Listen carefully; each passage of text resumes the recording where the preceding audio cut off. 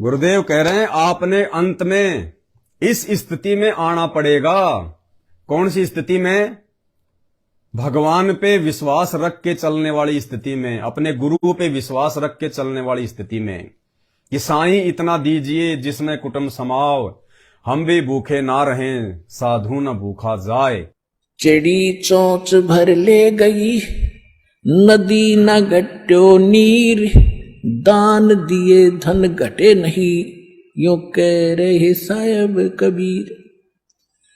परमात्मा अपना साइन कर रहे हैं इस वाणी को बोल करके, कह रहे साहिब कबीर के दान करने से धन नहीं घटेगा, ये नियम है परमेश्वर का। और दान सुपात्र को करे। गुरु बिन माला फेरते, गुरु बिन देते दान, गुरु बिन दोनों निष्फल हैं, चाहे पूछो वेद पुराण। देते को हर देत है जहां तहां से आण, अण देवा मांगत फिरो फिर साहिब सुने ना कान। अब परमात्मा ने एक भूमिका करके दिखाई हमारे को कि साईं इतना दीजियो जिसमें कुटुंब समावे। एक धानक, एक जुलाहा, सुबह से लेकर शाम तक एक बारीक बारीक तार इकट्ठे करके धागे और कपड़ा बुनता है। एक दिन में मुश्किल से भी 5 फुट 10 फुट बना पाता है, 5 फुट 4 फुट, और बहुत लंबा सैकड़ों फुट का तार वो थान बनाना पड़ता है। ताना बनाते थे, वो हफ्ते में पूरा होता। उसकी जो मेन ताना मालिक को मिलता, उसमें से अपने परिवार के लिए जो आवश्यक सामग्री थी, खाद्य पदार्थ लाते और शेष बच जाते उसको सत्संग और भंडारा में लगाया करते थे। इस प्रकार परमात्मा हमें उदाहरण देते हैं कि इस लोक में आप भगवान की भक्ति अवश्य करो, पूर्ण संत से प्राप्त करके, फिर परमात्मा एक्शन में आवेगा। और वैसे आप ये फार्मूले अपनाओगे तो सफल नहीं हो पाओगे, क्योंकि फिर आपके साथ काल रहेगा, ये मन है, और केवल वर्क डन मिलेगा आपको। यहां वर्क से भी अलग मिलेगा आपको, किस्मत से भी नारा देगा परमात्मा, क्योंकि हम परमात्मा से कुछ और मांग ही नहीं रहे, इतना ही मांगते कि हमारी भक्ति बनी रहे और हमें कोई आवश्यक वस्तु का अभाव ना हो, बस इतना सा।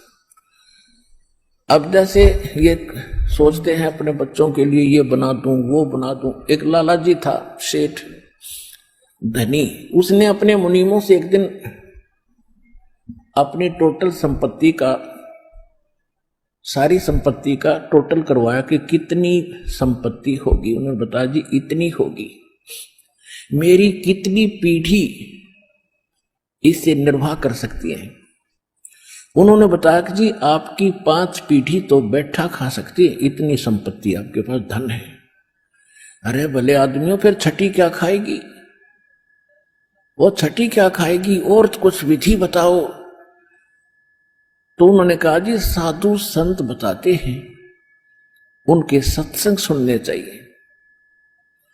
तो सत्संग में बताया गया कि भाई दान करे, जब धन चाहे तो दान करे, और दान से धन घना मिलता है। और दान में जैसे साधु संत भक्तों को जो दान कराया जा वो ज्यादा लाभ देता है। जैसे यहाँ तो सारे साधु संत आते हैं, भगत, असली भगत तो यहाँ आते। फिर भी जो भी जैसा मालिक के नाम पर कहीं के जंगलों में झोपड़ियों में बैठे थे साधु भगत, तो पिछले संस्कारी होते, पिछले पुण्य उनको प्रेरित करते हैं, तो वो कहीं ना कहीं बैठ कर राम राम करते ही रहते हैं। लेकिन भविष्य का चार्जर उनके पास है नहीं, पिछले पुण्य उनके पास है, जिस कारण से प्रेरित होकर के इतना बड़ा फैसला लिया, जंगल में बैठे या कहीं भी कोई साधना कर रहे हैं।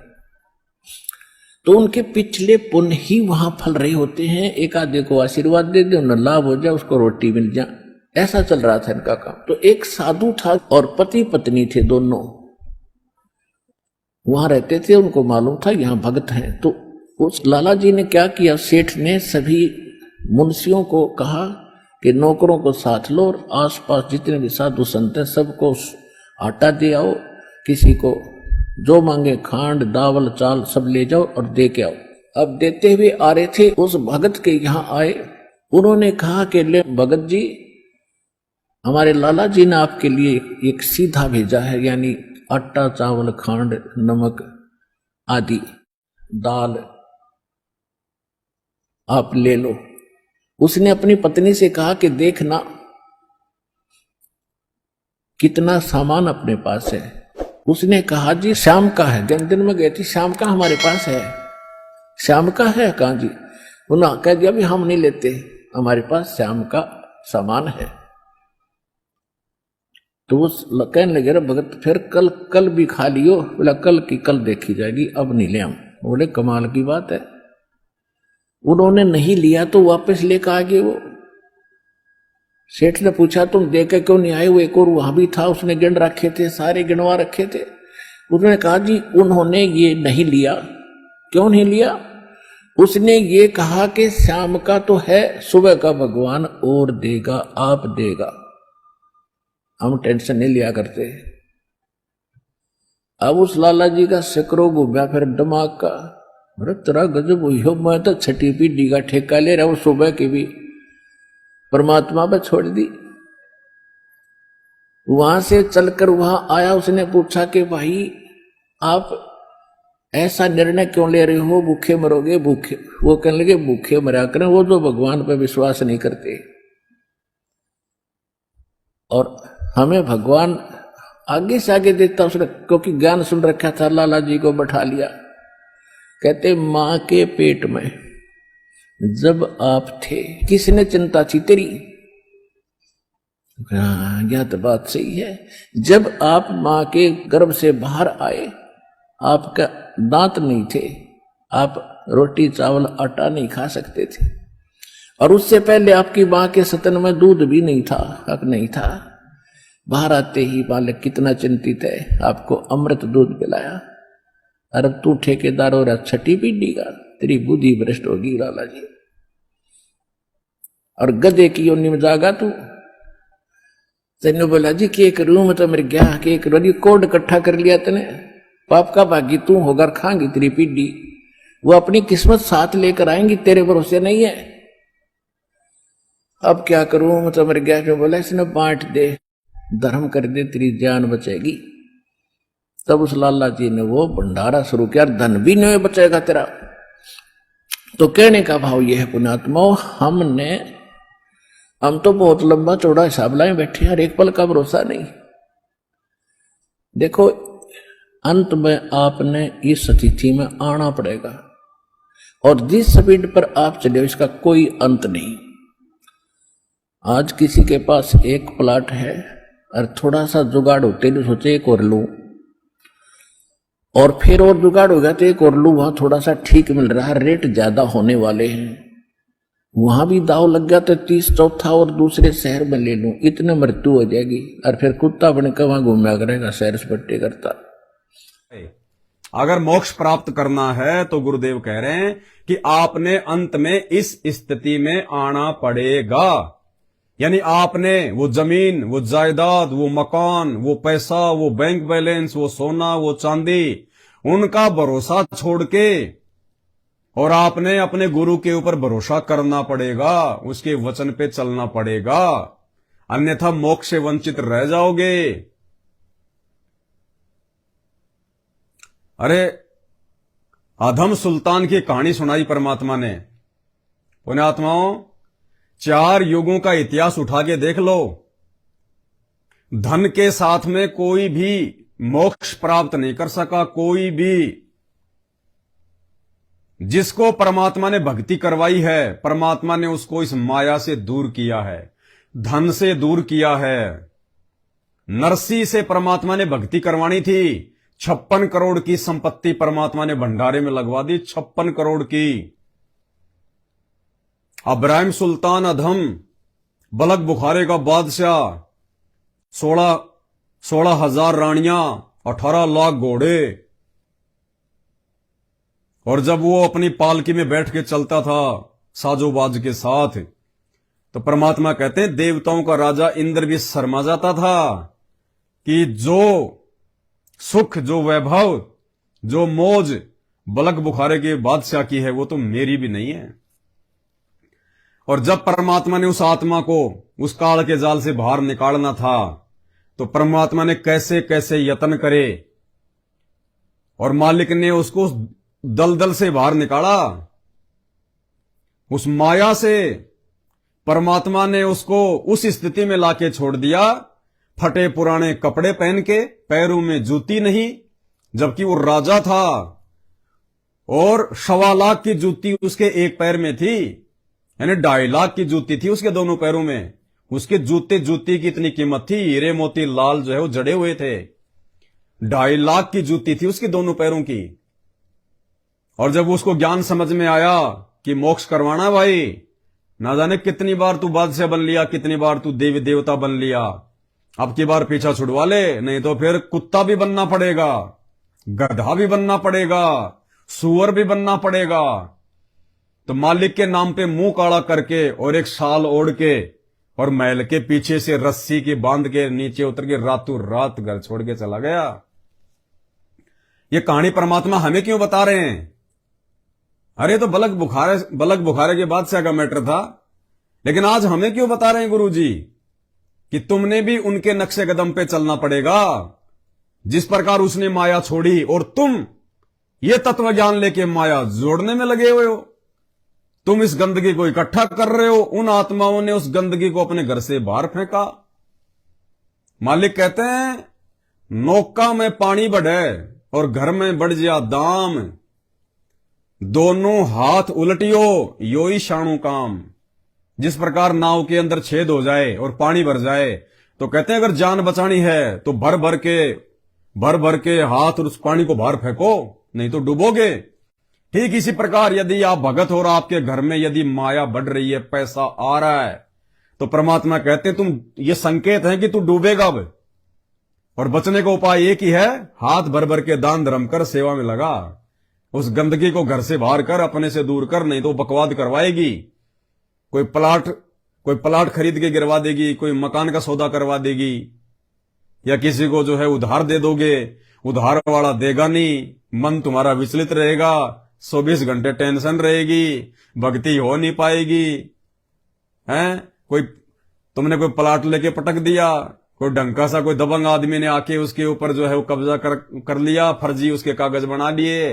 अब तुम लड़ाई झगड़ा करोगे तो तुम्हारी भक्ति जाएगी, और वैसे दिन रात पकड़ के माथा रहोगे, सामना तुम उसका कर नहीं सकते, लड़ाई झगड़े मारपीट में तुम उसको जीत नहीं सकते। किसी रिश्तेदार को दे दिया, वो टाइम पे देगा नहीं, फोन करोगे उठाएगा नहीं, फिर तुम्हारा दिमाग खराब है। तो गुरुजी कहते हैं ये माया, ये गंदगी है। जैसे आज से पहले उन आत्माओं ने ज्ञान को आधार बना के इस माया को अपने से दूर किया, ऐसे तुम भी दूर करो। दूर करने का मतलब ये नहीं कि कल ही अपने सारे मकान जमीन बेच दो, नहीं, ये नहीं कहा परमात्मा ने। मालिक कह रहे जो तुम्हें तुम्हारे भाग्य में मिली है, जो तुम्हारे पिछले दान धर्म के बदले जो पैसा धन दौलत यदि तुम्हें मिला हुआ है, तो परमात्मा कहते हैं बस उसी में संतोष करो। अगर बढ़िया मकान मिला हुआ है बाप दादे का, या तुमने कोई अच्छा मकान जो है बना लिया, अच्छा खासा तुम्हारे पास में धन है, पैसा है, तो परमात्मा कहते हैं अब इस गंदगी को आगे मत बढ़ाओ। 1 प्लाट से 2 मत करो, 2 से 4 मत करो कि उसके साथ में पार्टनरशिप में 1 प्लाट ले लूं, 2 साल बाद वहां पे भाव बढ़ जाएंगे, अभी तो जमीन जो है सस्ती मिल रही है, 1 प्लाट वहां खरीद लिया। कोई छोटा मोटे काम धंधे में किसी के साथ में कोई बिजनेस कर लिया है, सुबह शाम खुद जो है फैक्ट्री में जा रहा है, और तीसरा काम छेड़ दिया कि ये एक ऑनलाइन काम और कर लेता हूं, इसमें भी महीने के 5-10 हजार तो आ ही जाएंगे। तो परमात्मा कहते रहे निकम्मे नालायक आदमी, अरे आज से पहले असंख्य जन्म तूने ये गधा कमाई तो की है, ये बैल कमाई तो करता करता मर गया तू। अरे कम से कम इस जन्म में तो संयम धारण कर ले, धैर्य धारण कर ले। क्यों जो है गोबर का भुंड बना हुआ है, क्यों इस गंदगी को अपने घर में ला रहा है? तेरे को तो भक्ति का धन जोड़ना चाहिए। कबीरा सब जग निर्धना और धनवंता ना कोई, धनवंता सोई जानिए जिसके पास राम नाम धन होय। तो कहने का मतलब है जितना है उसमें संतोष करो। काम धंधा जो भगवान ने दे रखा है, 2 टाइम की रोजी रोटी बढ़िया चल रही है, तो उस काम को ज्यादा मत फैलाओ, उसकी ब्रांचें मत खोलो। ये नहीं कि भगत जी मैं वहां पे नया काम शुरू कर दूंगा तो 5 भगतों को जो है रोजगार मिलेगा। वो भगत वो तेरे भरोसे नहीं है, सबका परमात्मा ने सेट कर रखा है, हम किसी के ठेकेदार ना बने। इसलिए परमात्मा कहते हैं जो है उसको भी सीमित करो। जो वर्तमान में भगवान ने तुम्हें दे रखा है तुम्हारे संस्कार आधार से, अगर उस काम धंधे के करने के चलते यदि तुम्हारी भक्ति में बाधा उत्पन्न हो रही है, यदि तुम समय पे तीनों समय की आरती नहीं कर पा रहे हो, मंत्र नहीं कर पा रहे हो, सत्संगों में नहीं जा पा रहे हो, भक्ति को ज्यादा समय नहीं दे पा रहे हो, तो उस वर्तमान वाले धंधे को भी कम कर दे, आधा कर दे और भक्ति को ज्यादा महत्व दे। आने वाले समय में भक्ति से सब कुछ होगा, उस धंधे से कुछ नहीं होगा। भगवान उसी समय मिलेगा जब माया के पीछे हम कम भागेंगे। अब हम 90% समय माया जोड़ने में लाते हैं और 10% समय हम वैसे बर्बाद किया करते थे। अब शुरुआत जब होती है आप जी की, आपका 10% समय ही मालिक के चरणों में प्रारंभ होता है, फिर धीरे धीरे आपको ज्ञान चला जाता है, फिर 50-50 हो जाता है और कुछ दिनों में जो परमात्मा की कृपा होती चली जाएगी, आपको ज्ञान हो जाएगा, फिर तो 80-20 हो जाएगा और 80-20 होने पर ही हम सतलोक जा सकेंगे, क्योंकि 20% तो यहाँ संसारिक कार्य मालिक ने अलाउड कर ही रखे हैं, इसमें करना ही पड़ेगा। इल्ले से रजक होता है, यानी परमात्मा की मदद फिर करता है कोई कारण बना के। वो कल को मोदी ने लॉकडाउन लगा दिया 6 महीने के लिए, वो धंधा तेरा वहीं पड़ा रहेगा, तेरा सामान वहीं पड़ा पड़ा वो सड़ेगा। लेकिन भक्ति के धन को कोई लॉकडाउन नहीं लगता, कोई जर नहीं लगती, ना चोर उसको चुरा सकता, ना आग उसको जला सकती। वो परमात्मा के अकाउंट में डिपॉजिट हो जाता है। तो जो भगवान ने दे रखा है उसमें संयमित होके चलें भाई, मालिक की वाणी के अनुसार चलें। ज्यादा धंधा है तो उसको थोड़ा करें ताकि भक्ति में ज्यादा समय मिले, भक्तों के पास में बैठ के परमात्मा की ज्ञान चर्चा करने का मौका मिले। अगर कहीं कोई साध संगति है या कहीं कोई सत्संग है और कोई कह देता कि भगत जी चलो सत्संग में चलते हैं, और वो कहे नहीं यार अभी तो गया था मैं 10 दिन पहले तो जाके आया था, अगली बार देखेंगे, वो भगत फैल है। परमात्मा की सेवा के नाम पे, परमात्मा के सत्संग को यदि ये कहता है कि अभी मैं 5 दिन पहले तो गया था, और जो धंधा वो कर रहा है, एक ट्रक उसने 5 दिन पहले भेज दिया और पार्टी का उधर से फोन आ गया कि जी 1 ट्रक और भेजो जी, आपका माल बहुत अच्छा, जितने पैसे लोगे उतने देंगे, तो तुरंत ही एडजस्टमेंट करेगा। ट्रक बुलाओ, कहां है, लेबर बुलाएगा, माल लोड करेगा। वो ये नहीं कहेगा कि नहीं अभी 5 दिन पहले तो तेरे को मैंने भेजा था, मुझे 1 लाख रुपए का फायदा हुआ उसमें, अब नहीं भेजूंगा मैं, अब अगले महीने देखेंगे। जिंदगी में नहीं कहेगा। तो देख लो हम कहां खड़े हैं। और सत्संग के लिए, साथ संगति के लिए, अरे समय नहीं है, अगली बार देखूंगा, तो बस वो वही फैल है। ये परीक्षा चल रही है। सत्संग होता है भगवान, साथ संगति का मतलब है भगवान, परमात्मा। हम उस परमेश्वर के लिए जाते हैं, अपने आत्मिक उद्धान के लिए जाते हैं, कुछ ज्ञान अर्जित करने के लिए जाते हैं, और उसके लिए टाइम नहीं है। तो भाई वो भगत उसी समय फैल है वो जो भगवान के लिए मना करता है। इस कलयुग में सत्संग से बढ़ के कोई जगह है क्या? और फिर क्या कह रहे हैं परमात्मा कि तुम तो माया माया माया माया, और परमात्मा ने 120 वर्ष तक वो जीवन जी के दिखाया। वो कबीर भगवान जिसने सारी सृष्टि रची, जो राजाओं को राजपद जो है जिसने दिया हुआ है, सेठों को जिसने धन दे रखा है, ये सारी दुनिया जो आज मंत्री संतरी प्रधानमंत्री किसी भी देश का, ये देवी देवता ब्रह्मा विष्णु महेश जो ठाट बाट कर रहे हैं, ये उस कबीर परमात्मा सतगुरु रामपाल जी भगवान के चरणों में रह के उनकी भक्ति करके इन्होंने वो कमाई की हुई है भक्ति की, लेकिन मर्यादा में रहे नहीं, ये बिछुड़ गए, पार हो नहीं पाए, और उस भक्ति के प्रतिफल में आज इनको ये मौज मस्तियां मिल रही हैं, ये बड़े बड़े पद मिल रहे हैं धरती पे, राजाओं के, प्रधानमंत्री के, राष्ट्रपति के, ऊपर देव पद, ये भक्ति से मिले, उस काम धंधे से नहीं मिलते। वो काम धंधा तो केवल 2 टाइम की रोजी रोटी तक ही है, इससे ज्यादा कुछ लाभ नहीं दे सकता। तो भाई आप और हम भगत हैं। दुनिया जो मर्जी करे, दुनिया को तो ज्ञान नहीं है, उनको तो एक ही ज्ञान है, ज्यादा से ज्यादा पैसा कैसे कमाया जाए, 2 के 4 कैसे बनाए जाएं। अब हमने तो भक्ति को 2 से 4 बनाना है। यो सौदा फिर नाई रे संतो, यो सौदा फिर नाई, लोहे जैसा ताव जात है काया ले सराई।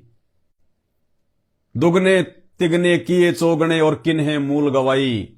तो हमने तो भक्ति ज्यादा ज्यादा करके, मर्यादा में ज्यादा ज्यादा रह के, सत्संग सुमरण ज्यादा से ज्यादा, हमने तो ये 2 से 4 करनी है भक्ति। और हम लोग काम धंधे में 2 से 4 कर रहे हैं। परमात्मा लात मार के निकल जाएगा, लात मार के। वो भगत बनाने आया है, बिजनेसमैन बनाने नहीं आया। वो भक्ति का बिजनेसमैन बनाने आया है, भक्ति का व्यापारी, भक्ति सौदागर को संदेश। ज्ञान गंगा से पहले ज्ञान गंगा का नाम क्या था? भक्ति सौदागर को संदेश। भक्ति सौदागर कौन? भक्ति का सौदागर कौन? भगत। और वो पुस्तक भक्ति सौदागर को संदेश, यानी परमात्मा ने इस पुस्तक का नाम रखवाया कि जो भक्ति के सौदागर हैं, जो मेरे बच्चे हैं, जो मेरे शरण में रहते हुए आ रहे हैं, जो अभी उनको जो है फिलहाल उनके पास मेरी जानकारी नहीं पहुंची है, तो मालिक ने कहा कि उन भक्ति के सौदागरों तक ये जानकारी पहुंचाओ पुस्तक के माध्यम से। तो परमात्मा तो हमें भक्ति का सौदागर, सौदागर मानी व्यापारी, बिजनेसमैन। गुरुजी हमें भक्ति का व्यापारी बनाने आए हैं, भक्ति का व्यापार सिखाने और करवाने। और हम लोग जो है ये काम धंधे में व्यापारी बने हुए हैं। अरे ये तो हमारे बाप दादा मर गए हैं, और ऐसे ही हम मर जाएंगे अगर अगर इस काम धंधे में अगर फंसे रहे तो। ओवर टाइम कर लूं, नाइट में कर लूं, दिन में कर लूं, उसकी जगह पे मैं काम कर लूं, मर जाओगे। कुछ लेना देना नहीं है। ये सेठों का सेठ, ये राजाओं का राजा, ये सांवड़ सा सेठ, ये आने वाले समय में ये माया का सेठ भी उसी को बनाएगा जो आज भक्ति का सेठ बन के दिखाएगा। देखो, मां बाप अगर कहीं बाहर जा रहे हो घर से और घर पे पैसा है, तो तिजोरी की चाबी या मकान की चाबी अपने उस बच्चे को संभाला के जाते हैं जो बच्चा पैसे का सदुपयोग करना सीख लेता है, जो बच्चा समझदार होता है, जिसको हानि और लाभ का जो है उसको ज्ञान होता है। वो 6 महीने के या 2 साल के बच्चे को चाबी नहीं पकड़ा के जाते मां बाप कि ले बेटा ये तिजोरी की चाबी है, किसी को देना मत। वो जाते ही सबसे पहले वो चाबी लगाएगा तिजोरी के, यार दोस्तों को बुला लेगा, और वो नादान बच्चा 10-10 हजार की गड्डियां ले लेके उछाड़ेगा यूं गलियों में। तो आने वाले समय में मर जाओगे भाई साहब। है अब समय है ही नहीं, अब समय है ही नहीं। ये तो फाइनल स्टेज है, फाइनल। इस समय जो चूक गया जरा भी इस भक्ति से और परमात्मा के वचन से नीचे गिर गया, मालिक की वाणियों पे नहीं चला, अमल नहीं किया, और जैसा गुरुजी हमें चलाना चाहते हैं वैसा नहीं चले। अब जैसे किसान अपनी खेत मतलब जो है हल जोतता है, और बैल के नाक में वो नाथ डाल के रखता है रस्सी, और साथ में रखता है एक वो लकड़ी, और वो चाहता है कि बैल सीधा चले, बिल्कुल सीधा, ताकि मैं जो बीज रहा हूं इसमें कोई दिक्कत ना हो। तो वो बैल को हल्का हल्का वो नकेल मारता रहता है, और बैल भी समझदार है क्योंकि पहले भी वो चोट खा चुका होता है, तो वो सीधा चलता है। फिर भी कभी कभार यदि वो इधर उधर भागने का प्रयास करता है, या फिर घास को देख के मुंह मारता है और साइड को छोड़ के साइड में चलता है, तो वो पीछे से क्या करता है, झटका मारेगा खींच के वो नाक में, और उसके बाद में लकड़ी रहती है बहुत लंबी एक पतली सी, उसकी मारेगा 3-4 सड़ाक। तो परमात्मा चाहते हैं हम भक्ति मार्ग पे उनकी वाणियों को आधार बना के सीधे सीधे चलें। ये माया जोड़ने के चक्कर में अगर उल्टे सीधे भगे, उल्टा सीधा दिमाग लगाया, तो परमात्मा ऐसा झटका मारेगा, वो जो है वो जोड़ी जाड़ी माया 2 सेकंड में निकल जाएगी। एक्सीडेंट हो जाएगा, टांग की टांग टूटेगी, 6 महीने हॉस्पिटल में रहेगा और गोली दवाई खाएगा। कोई बीमारी हो जाएगी, कोई चोरी हो जाएगी, कोई ठगी कर ले जाएगा जैसे भाई की कर ले गए। तो भाई और बहनों, कहने का मतलब है अब ज्यादा समय नहीं बचा इन बकवादों के लिए। हमें परमात्मा भगत बनाने आए हैं, भक्ति का मास्टर बनाने आए हैं। अब भक्ति के मास्टर बन के दिखाओ परमात्मा को। ये 27 साल से इतना ज्ञान गुरु जी ने क्यों दिया? ताकि गुरुजी को अब आगे ज्यादा बार बार जो है परेशान ना होना पड़े, हर बात गुरुजी को ना समझानी पड़े, जो चीज गुरुजी कह चुके हैं गुरुजी को रिपीट ना करनी पड़े। हमने तो अब गुरुजी की बातों को आधार बना के गुरुजी को हमने जो है ये प्रश्न करना दिखा के कि देखो पिताजी, आपने जो हमें ज्ञान दिया, आपने जो हमें समझाया, देखो उस आधार से अब आपके बच्चे चल रहे हैं, तो बाप की आत्मा जो है गदगद हो जाएगी। और भाई जिसका गुरु राजी हो गया उसका तो समझो पोबारा 25 है।